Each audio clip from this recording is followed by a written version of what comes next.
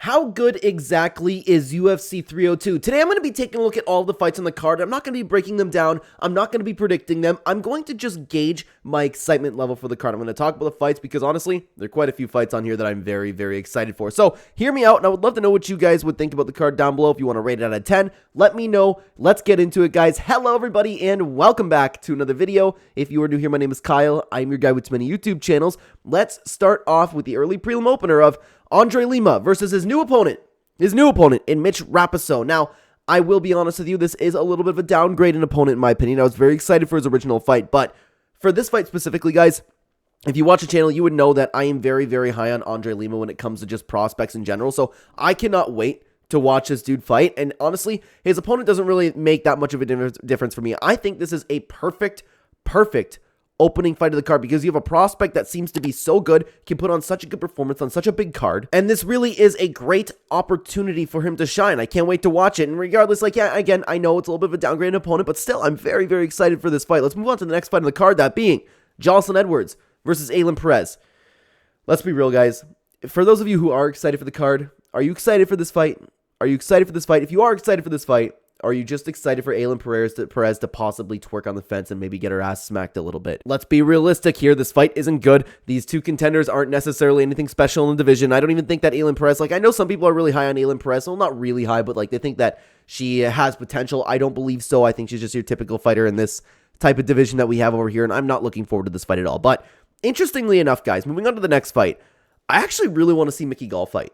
I don't know if anybody feels the same way about this, so let me know if you feel the same way down below, because I don't imagine a lot of people are excited for this fight. First of all, I cannot wait to finally watch Basil Hofez again after the Jack Della Maddalena fight. Him coming in, kind of shocking the world. A lot of people thought that he won this fight, so it has aged very, very well with what Jack Della Maddalena has done in the division. And Mickey Gall, man, Mickey Gall's coming back after 2 years off, and he's had a rough go in the UFC, man. He has had a really, really rough go, but from what we've seen from Mickey Gall, I think he's had some pretty exciting fights. I think he is very, very underrated on the mic. I was hyped up when he called out Super Sage North Cup back in the day, and honestly, I always liked Mickey Gall. I just liked him. So I'm excited to see him back. I hope he does well. I'm going to be cheering for him in this fight, but regardless, even if I expect Basil Hofez to come in and just kind of steamroll Mickey Gall, but man, it's a good fight. It's a good fight. I actually think this is a very, very underrated matchup that I'm looking forward to. So I would love to know what you guys think about Mickey Gall down below if you're excited for him. Anyways, let's move on. Nico Price, Alex Morono. Alex Morono is one of my favorite fighters. I like watching Alex Morono fight.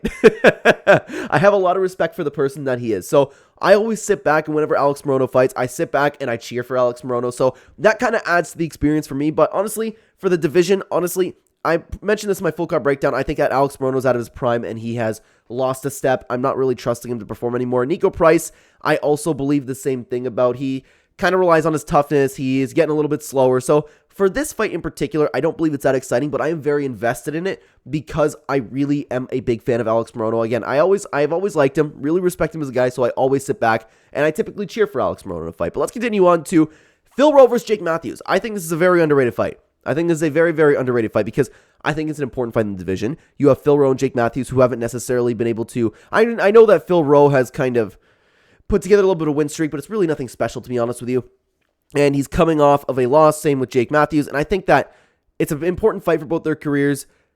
I don't know if they're necessarily in a don't-lose situation, a must-win situation, but still, it's an important fight for them, and I would imagine they're going to fight their hearts out. So it's an okay fight. Don't get me wrong, I'm not hating on it or anything. It just doesn't get me to go, oh man, I can't wait to see this, but it's a really good fight on the card.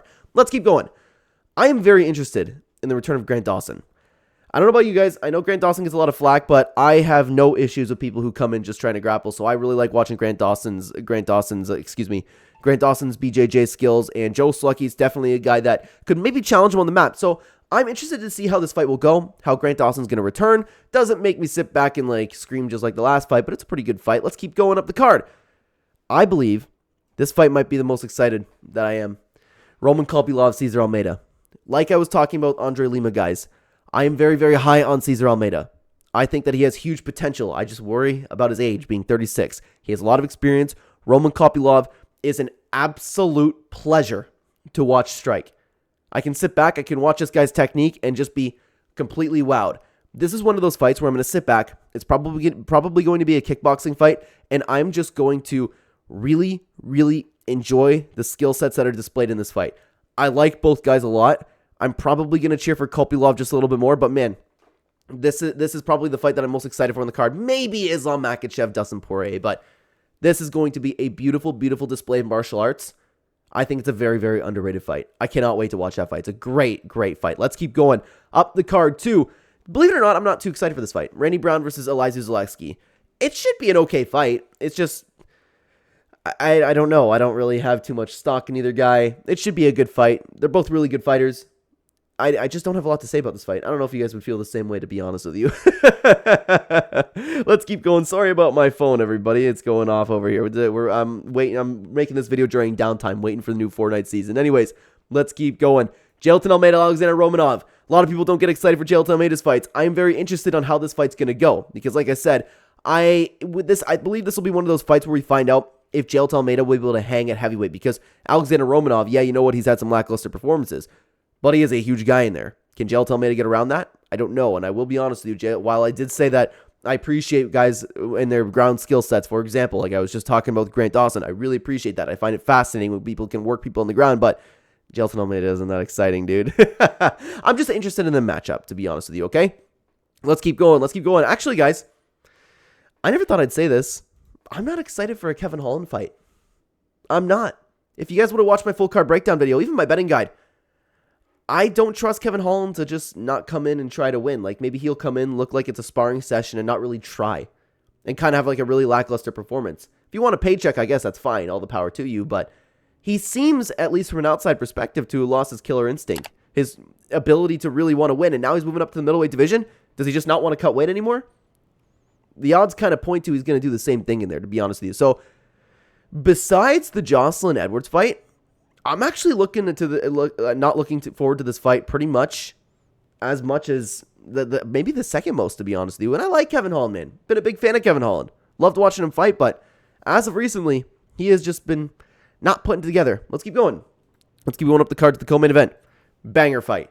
Absolute banger. I think that this fight should be a pick'em. I don't know who's going to win this fight, and that makes for some of the best fights. When you have two top contenders where you really don't know who's going to win. I know a lot of people think Sean Strickland's going to win, but I think this should be a pick'em fight.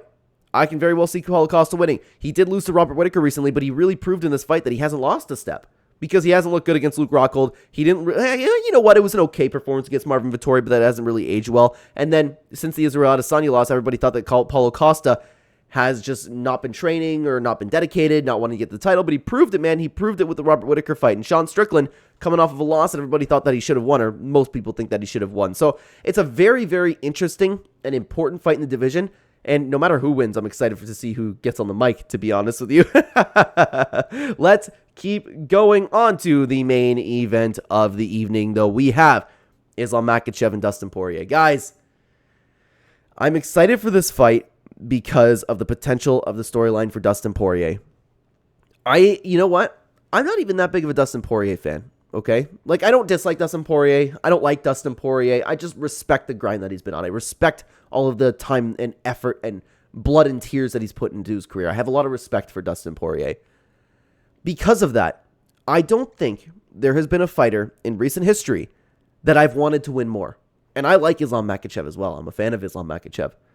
To be honest with you, I like Islam Makhachev more than I like Dustin Poirier. But what a story this would be if Dustin Poirier could get the job done. If he can come out, if after everything, getting the win streak, having his ups, having his downs, losing his title fights, if he can beat the pound-for-pound #1 fighter right now, that would be the greatest story in UFC history. Like, I think, I can't remember what video I said, and I think it was my full card breakdown where I was like, and I really want to see those edits too, where it's like Dustin Poirier getting knocked down, losing fights, getting back on the win streak, and then you hear, "You're beautiful like diamonds in the sky," and then it's just him piecing up Islam Makhachev. I would love that. Again, I really, really respect the grind that Dustin Poirier is on, the heart, dedication, blood, sweat, and tears that he put in this game. I know it's a meme, and honestly, I meme a lot too about it because Colby Covington, I think it's really funny when he mocks it, but honestly, the 25 paid in full, man, it's right there with Dustin Poirier. I'm excited for this fight, not necessarily because of the matchup, because my brain says that Islam Makhachev is just going to win, but my heart wants Dustin Poirier to win. My heart really, really respects the grind that he's been on, and I believe that if Dustin Poirier pulls it off, that would be one of, if not the greatest moment in UFC history. That's why I'm excited for this main event. I really, really hope Dustin Poirier gets a win, and I will be sitting there. I will be cheering for Dustin Poirier like no tomorrow. I don't think it's going to happen, but I really, really want him to win.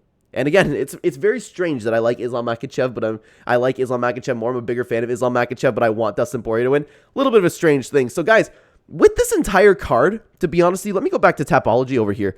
And, well, sorry about that, everybody. Sorry. L streamer, getting used to these buttons still. I think this is a really, really solid card, to be honest with you. So, with all of these fights together, I think that this fight is honestly, this card, I would give it a 9 out of 10. I'd give it a 9 out of 10. We could do without a couple fights. Like, I would like to see this fight replaced over here, the Ailin Perez fight. We have to have one of them. Phil Roach versus Jake Matthews and Grant Dawson versus Joe Selecki just doesn't get me up and going like, oh my god, I cannot wait for these fights. But they're really solid fights, okay? Same with Randy Brown and Elijah Selecki, but you have to have these fights. Jail Talmade, I'm not necessarily excited for, but man, it's a really, really well put together card, and this card is probably going to deliver, in my opinion. I personally give this card a 9 out of 10. I would love to know what you guys think about it down below. What fight are you most excited for? Don't predict it or anything. Is there anybody that you want to win? Do you have like, are you cheering for your heart with like Dustin Poirier? Let me know what you think down below, guys. Thank you very much for watching. If you'd like to see me break down the entire card, check it out right here, guys. I will see you over there. Take care.